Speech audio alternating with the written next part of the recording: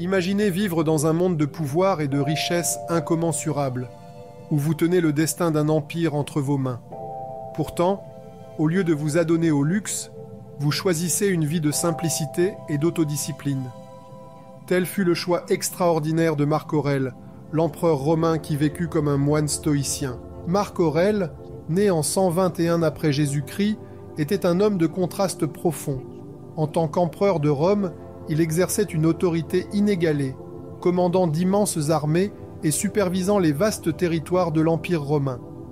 Pourtant, sa vie personnelle n'était pas marquée par l'opulence, mais par les principes du stoïcisme, une philosophie qui valorise la vertu, la raison et la maîtrise de soi plutôt que les plaisirs matériels.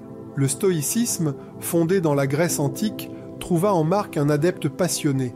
Il fut initié à cette philosophie dès son jeune âge et elle façonna sa perspective sur la vie et le leadership. Pour Marc, le stoïcisme n'était pas seulement un cadre théorique, c'était un guide pratique. Il croyait en l'importance de vivre en accord avec la nature et de maintenir une approche rationnelle et éthique face aux défis de la vie, en contraste frappant avec la décadence souvent associée aux empereurs romains. Marc Aurèle tenait un journal personnel, connu plus tard sous le nom de « Pensée pour moi-même », qui offre un aperçu de son monde intérieur. Dans ses écrits, il réfléchit à ses luttes, ses aspirations et aux vertus stoïciennes qu'il cherchait à incarner.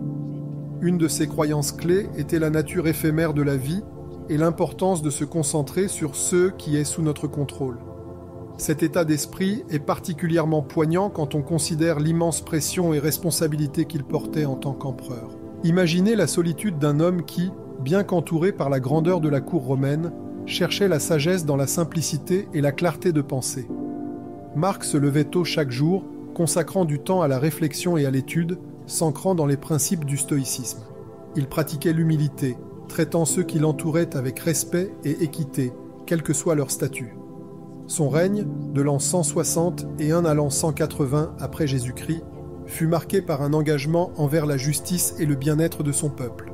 Marc Aurèle fit face à de nombreux défis, des guerres aux frontières de l'Empire aux épidémies qui balayaient ses villes. Pourtant, à travers chaque épreuve, il resta fidèle à ses croyances stoïciennes, se rappelant et nous rappelant que l'adversité est une opportunité de croissance.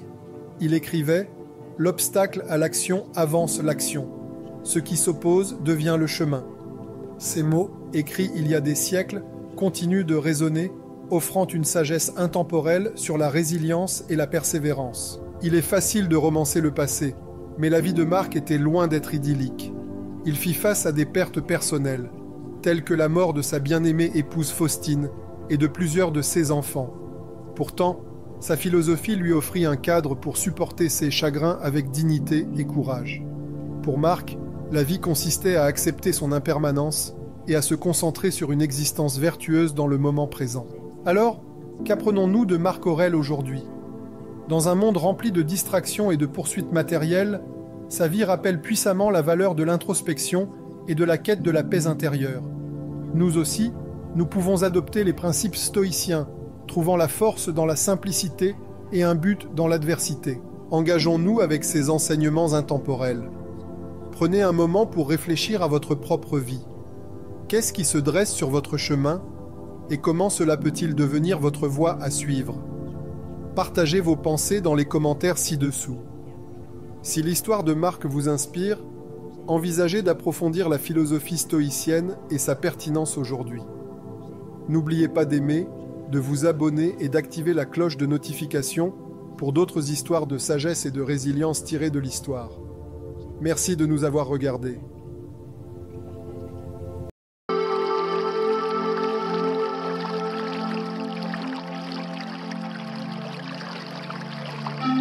Clarté mentale.